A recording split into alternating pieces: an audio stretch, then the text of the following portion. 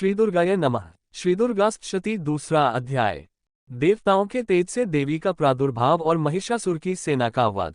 विनियोग। ओम मध्यम चरित्र के विष्णु ऋषि, महालक्ष्मी देवता, उष्णिक छंद, शाकंभरी शक्ति, दुर्गा बीज, वायु तत्व और यजुर्वेद स्वरूप है। श्री महालक्ष्मी की प्रसन्नता के लिए मध्यम चरित्र के पाठ में इसका विनियोग है।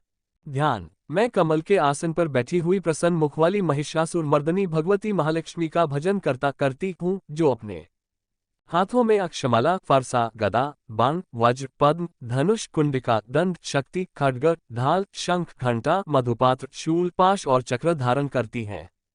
ऋषि कहते हैं, पूर्वकाल में देवताओं और असुरों में पूरे 100 वर्षों तक घोर संग्राम हुआ था। उसमें असुरों का स्वामी महिषासुर था और देवताओं के नायक इंद्र थे।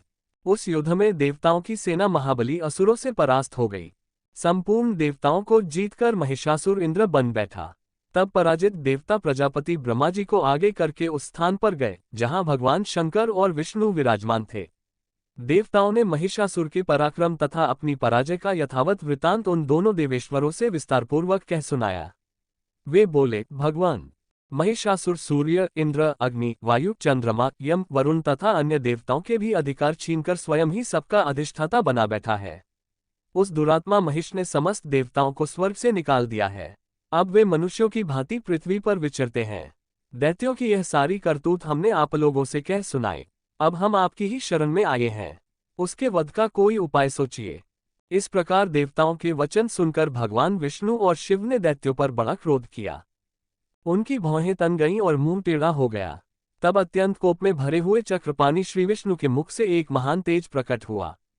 इसी प्रकार ब्रह्मा, शंकर तथा इंद्र आदि अन्यान्य देवताओं के शरीर से भी बड़ा भारी तेज निकला। वह सब मिलकर एक हो गया। महान तेज का वह पुंज जाज्वल्यमान पर्वत सा जान पड़ा।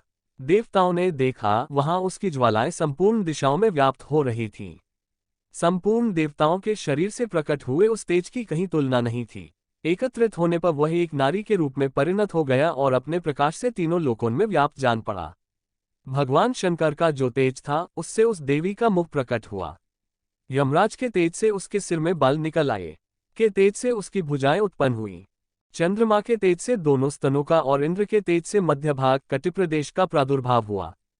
वरुण के तेज से जंघा और पिंडली तथा पृथ्वी के तेज से नितंब भाग प्रकट हुआ।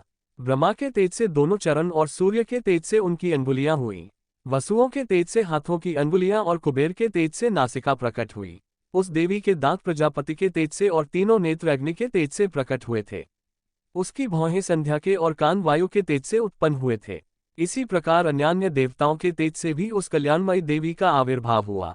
तदनंतर समस्त देवताओं के तेजपुंज से प्रकट हुई देवी को देखकर महिषासुर के सताए हुए देवता बहुत प्रसन्न हुए।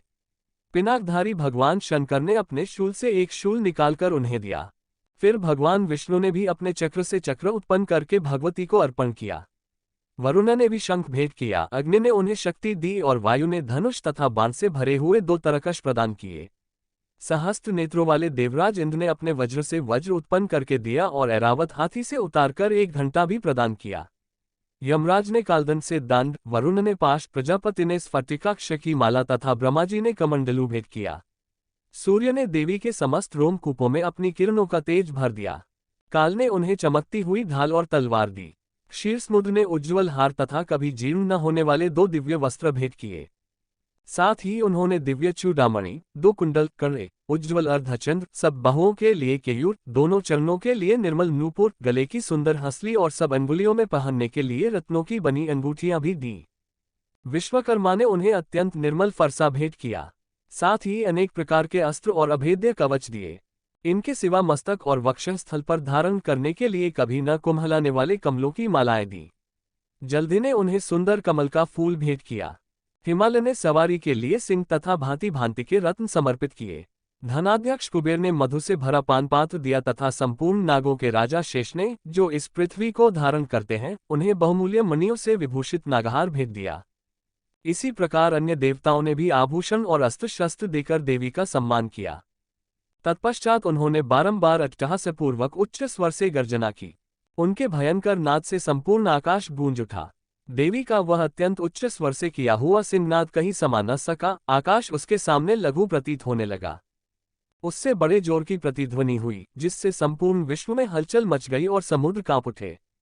पृथ्वी डोलने लगी और समस्त पर्वत हिलने लगे। उस समय देवताओं ने अत्यंत प्रसन्नता के साथ सिंहवाहिनी भवानी से कहा, देवी तुम्हारी जय हो। साथ ही महर्षियों ने भक्तिभाव से विनम्र होकर उनका स्तवन किया। संपूर्ण त्रिलोकी को क्षोभग्रस्त देख दैत्यगण अपनी समस्त सेना को कवच आदि से सुसज्जित कर हाथों में हथियार ले सहसा उठकर खड़े हो गए। उस समय महिषासुर ने बड़े क्रोध में आकर कहा, आह, यह क्या हो रहा है।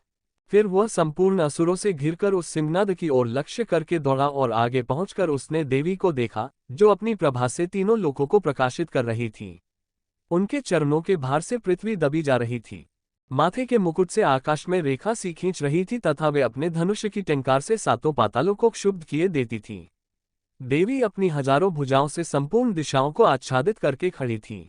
तदनंतर उनके साथ तारांकन दैत्यों का युद्ध छिड़ गया। नाना प्रकार के अस्त्र शस्त्रों के तारांकन प्रहार से संपूर्ण दिशाएं उद्भासित होने लगीं। चिक्षुर नामक महान असुर महिषासुर का सेनानायक था। वह देवी के साथ युद्ध करने लगा। अन्य दैत्यों की चतुर्गिनी सेना साथ लेकर चामर भी लड़ने लगा। 60,000 रथियों के साथ आकर उदग्र नामक महादैत्य ने लोहा लिया। 1 करोड़ रथियों को साथ लेकर महाहनु नामक दैत्य युद्ध करने लगा, जिसके रोए तलवार के समान तीखे थे। वह असिलोमा नाम का महादैत्य 5 करोड़ रथी सैनिकों से युद्ध में आ डटा। 60 लाख रथियों से घिरा हुआ बाष्कल नामक दैत्य भी उस युद्धभूमि में लड़ने लगा। परिवारित नामक राक्षस हाथीसवार और घुड़सवारों के अनेक दलों तथा 1 करोड़ रथियों की सेना लेकर युद्ध करने लगा। बिडाल नामक दैत्य 5 अरब रथियों से घिरकर लोहा लेने लगा। इनके अतिरिक्त और भी हजारों महादैत्य रथ, हाथी और घोड़ों की सेना साथ लेकर वहां देवी के साथ युद्ध करने लगे। स्वयं महिषासुर उस रणभूमि में कोटि कोटि सहस्त्र रथ, हाथी और घोड़ों की सेना से घिरा हुआ खड़ा था। वे दैत्य देवी के साथ तोमर, भिंडपाल, शक्ति, मूसल, खड्ग, परशु और पट्टिश आदि अस्त्र शस्त्रों का प्रहार करते हुए युद्ध कर रहे थे। कुछ दैत्यों ने उन पर शक्ति का प्रहार किया, कुछ लोगों ने पाश फेंके तथा कुछ दूसरे दैत्यों ने खड्ग प्रहार करके देवी को मार डालने का उद्योग किया। देवी ने भी क्रोध में भरकर खेल खेल में ही अपने अस्त्र शस्त्रों की वर्षा करके दैत्यों के वे समस्त अस्त्र शस्त्र काट डाले। उनके मुख पर परिश्रम या थकावट का रंचमात्र भी चिन्ह नहीं था। देवता और ऋषि उनकी स्तुति करते थे और वे भगवती परमेश्वरी दैत्यों के शरीरों पर अस्त्र शस्त्रों की वर्षा करती रहीं।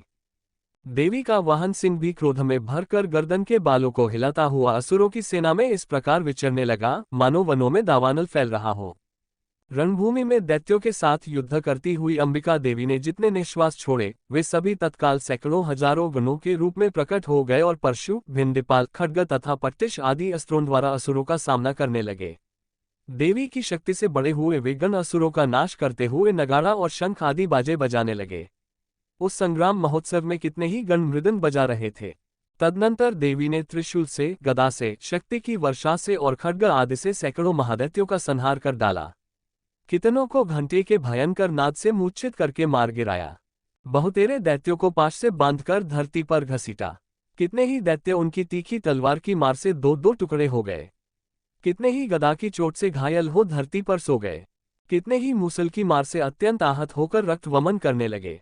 कुछ दैत्य शूल से छाती फट जाने के कारण पृथ्वी पर ढेर हो गए। उस रणांगण में बाण समूहों की वृष्टि से कितने ही असुरों की कमर टूट गई। बाज की तरह झपटने वाले देवपीड़क दैत्यगण अपने प्राणों से हाथ धोने लगे। किन्हीं की बाहें छिन्न भिन्न हो गईं। कितनों की गर्दनें कट गईं। कितने ही दैत्यों के मस्तक कट कट कर गिरने लगे। कुछ लोगों के शरीर मध्यभाग में ही विदीर्ण हो गए। कितने ही महादैत्य जांचे कट जाने से पृथ्वी पर गिर पड़े। कितनों को ही देवी ने 1 बांह, 1 पैर और 1 नेत्र वाले करके 2 टुकड़ों में चीर डाला। कितने ही दैत्य मस्तक कट जाने पर भी गिरकर फिर उठ जाते और केवल धड़ के ही रूप में अच्छे अच्छे हथियार हाथ में ले देवी के साथ युद्ध करने लगते थे। दूसरे कबंध युद्ध के बाजों की लय पर नाचते थे। कितने ही बिना सिर के धड़ हाथों में खड्ग, शक्ति और वृष्टि लिए दौड़ते थे तथा दूसरे महादैत्य ठहरो ठहरो ये कहते हुए देवी को युद्ध के लिए ललकारते थे। जहां वह घोर संग्राम हुआ था, वहां की धरती देवी के गिराए हुए रथ, हाथी, घोड़े और असुरों की लाशों से ऐसी पट गई थी कि वहां चलना फिरना असंभव हो गया था। दैत्यों की सेना में हाथी, घोड़े और असुरों के शरीरों से इतनी अधिक मात्रा में रक्तपात हुआ था कि थोड़ी ही देर में वहां खून की बड़ी बड़ी नदियां बहने लगीं।